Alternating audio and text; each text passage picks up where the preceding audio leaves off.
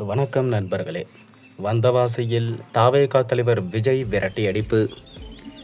வந்தவாசி தொகுதியில் தமிழக வெற்றிக்காக வேட்பாளர் பரப்புரைக்கு சென்றபோது இஸ்லாமிய மக்கள் எதிர்ப்பு தெரிவித்து அவரை தடுத்து நிறுத்திய சம்பவம் பெரும் பரபரப்பை ஏற்படுத்தியிருக்கு.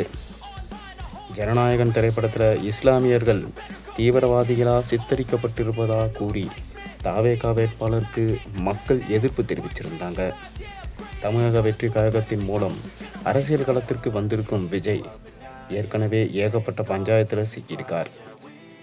இப்படி இருக்கையில் அவர் நடிப்பில் உருவாகியிருக்கும் ஜனநாயகன் திரைப்படம் அவருக்கு புதிய சிக்கலை உருவாக்கியிருக்கு. இந்த திரைப்படம் திரைக்கு இன்னும் வரவில்லை. சென்சார் பிரச்சனை காரணமாக திரைக்கு வராமல் இருக்கு.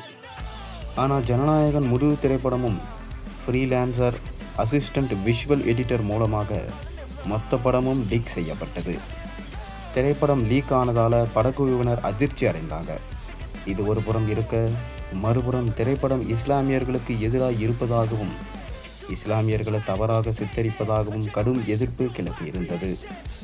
காலமாக திரைப்படங்கள் இஸ்லாமியர்களை தீவிரவாதிகளாக சித்தரித்து இதற்கு எதிராக எவ்வளவோ குரல் எழுப்பப்பட்டாலும் இன்னும் இந்த நிலைமை மாறல. வழக்கமான திரைப்படங்களை போல ஜனநாயகன் திரைப்படத்திலும் இஸ்லாமியர்கள் தவறாக சித்தரிக்கப்படுவதால் டென்ஷன் ஆன இஸ்லாமியர்கள் வந்தவாசி தொகுதியில் வாக்கு கேட்டு வந்த தமிழக வெற்றி கழகத்தின் வேட்பாளர் உதயகுமாரை விரட்டி அடிச்சிருக்காங்க. வந்தவாசிக்கு தொகுதிக்கு உட்பட்ட இஸ்லாமியர்கள் அதிகம் வசிக்கும் பகுதிக்கு தமிழக வெற்றி கழக வேட்பாளர் வாக்கு சேகரித்து சென்றார். அப்போது உங்கள் கட்சி தலைவர் படத்தில் எங்களை இழிவுபடுத்திவிட்டு இப்போது ஓட்டு கேட்டு வரக்கூடாது என்று எதிர்ப்பு தெரிவித்து வேட்பாளரை திருப்பி அனுப்பியிருந்தார். இது விஜய்க்கு பின்னடைவாக அமைஞ்சிருக்கு. ஏற்கனவே விஜய் பிரச்சாரத்தை தொடர்ந்து கேன்சல் செய்து வருவதால் அவரை நம்பி களத்தில் இறங்கியிருக்கும் வேட்பாளர்கள் அப்செட்டில் இருக்காங்க. இது தவிர விஜய் மேற்கொள்ளும் பரப்புரையில் அவரை பார்க்க முந்தியடித்து வரும் ரசிகர்கள் விபத்தில் சிக்கியிருக்காங்க.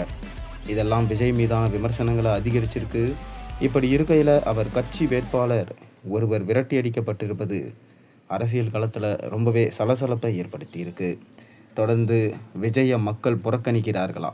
இந்த தேர்தலில் விஜயின் கட்சியும் விஜயும் என்ன ஆவார்? பொறுத்திருந்து பார்ப்போம்.